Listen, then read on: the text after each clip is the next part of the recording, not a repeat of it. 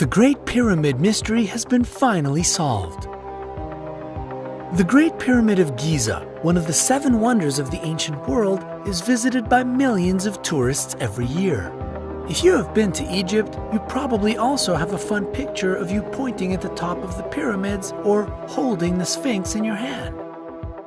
You only have to travel 15 miles from the center of modern Cairo to find yourself thousands of years back in time, in your imagination, even though the pyramids help a lot to make it seem real. Many scientists, archaeologists, and history fans would give anything to travel in time to answer one question. It has been the topic of debate and research for centuries. How was the Great Pyramid built? Were aliens involved in the process? Good news is, you don't have to wait for time travel to be invented to find out the answer. The mystery has finally been solved. Brightside is going to tell you who made the Pyramid of Giza as great as we know it and how they managed to do it. Give this video a like if you've always wanted to know this secret from the past.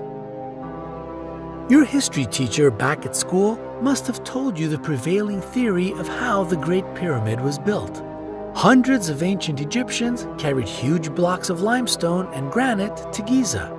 They built construction, which was great indeed. The Pyramid of Khufu remained the tallest structure on Earth made by humans for over 3,800 years. It was composed of 2.3 million stone blocks put together so precisely that a human hair could not pass through the adjoining blocks. Impressive, huh? More than that, the Great Pyramid was originally covered with highly polished limestone, which reflected the sunlight and made it shine like a star. The light was so strong it could be seen from the moon. Sadly, the casing stones are no longer there because of an earthquake, which happened in the 14th century. We can only imagine how beautiful it must have been. The pyramid was also unique because it had inner passages going both up and down, unlike the other pyramids. What else makes it stand out? It is the only 8-sided pyramid in Egypt. It aligned with the stars in Orion's belt and pointed to the pole star Alpha Draconis. Finally, it is the most accurately aligned construction ever created facing true north. It is exactly at the center of the landmass of our planet. The parallels and meridians which cross the most land only meet in 2 places on Earth. One of them is in the deep blue ocean. The other one is where the Great Pyramid is. What a great place to build something monumental, isn't it? All this proves how skilled the people must have been to be able to build it. Some scientists who lived centuries after them, and some people today, still refuse to believe the ancient civilizations were that smart and talented. So, the Great Pyramid has given birth to many theories. How and for what was it constructed? You definitely heard some people believe it was done with the help of aliens. After all, many great constructions on Earth, like Stonehenge, Teotihuacan, and Easter Island's figures apparently look too good or too genius for their time, so someone just decided they must have come from a different planet. But there are more bizarre theories which have to do with the Great Pyramid. People in medieval Europe believed the pyramids were built to store grain. According to them, they were Joseph's granaries, described in the Old Testament. In 1859, a British publisher, John Taylor, concluded that the pyramid was, in fact, not built by aliens or the Egyptians, but by Noah himself. Yes, the Noah who also built the Ark.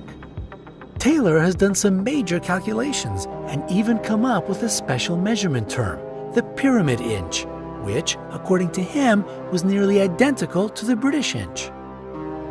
An astronomer from Scotland named Charles Piazzi Smith was so inspired by Taylor's writings, he did decide to do his own research.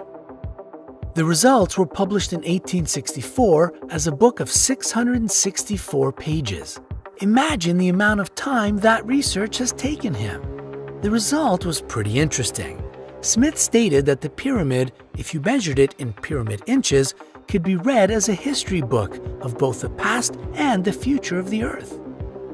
The Grand Gallery, for example, which was the sloping passage, marked the birth and 33 inches later, the crucifixion of Jesus. The gallery ended at a point somewhere between 1,881 and 1,911 pyramid inches. Smith believed it to mean the years of Great Tribulation before the second coming of Christ. Some scientists denied the holy origins of the pyramid altogether. In 1884, a paper was presented at a conference in Philadelphia. It said the pyramids were originally hills. Those hills were used as quarries to get enough stone for edifices. As time passed, the hills were cut into pyramids. Probably one of the most interesting theories of the pyramid's construction involved levitation. Not the Wingardium Leviosa one used by Harry Potter and others in the magical world, but a different kind of levitation. The one that has to do with the power of the human mind and sound vibration. Acoustic levitation helped stone blocks defy gravity and move over the ground, believed the supporters of this theory. Aliens? Noah? Levitation? What really helped to build the Great Pyramid? We are about to find out. Click thumbs up if you can't wait to get the answer. We have it. It remained a mystery for centuries, but now it has been solved. New proof has been found to tell us how the Egyptians were able to transport 2.5-ton blocks of limestone and granite for 500 miles to build the tomb of Pharaoh Khufu in 2600 BC. Pharaohs did not spare money for the construction of the pyramids. They hired the best architects and engineers of the time to be in charge of the construction. Of course, they did not do the hard stone-carrying work themselves and gave this task to an army of slaves.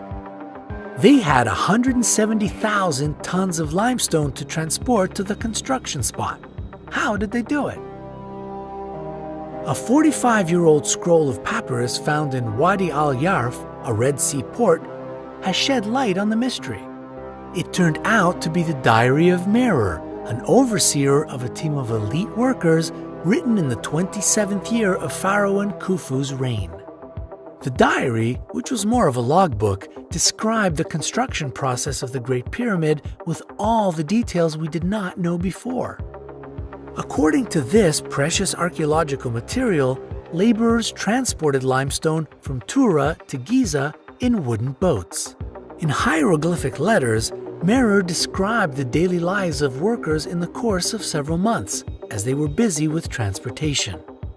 First, they had to transform the landscape to divert water from the Nile and direct it to the pyramid through artificial canals. Then, they started transportation of limestone blocks from Tura downstream to the construction spot. The journey took around 3 days. Now, the question is, where did that clever system of waterworks go? It could not have disappeared with no trace at all. That is right. Archaeologists say they found evidence of it beneath the Giza Plateau, where the central canal was flowing.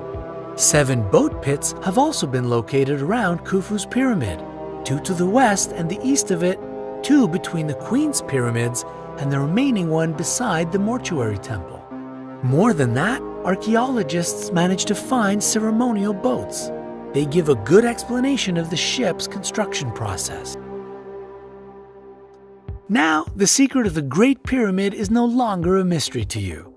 You see, it took no aliens, but hard work, limestone, and wooden boats to create one of the wonders of the ancient world. Give this video a thumbs up if you liked it, and make sure to subscribe to our channel not to miss any updates. More amazing stories are on their way to you. Join us on the bright side.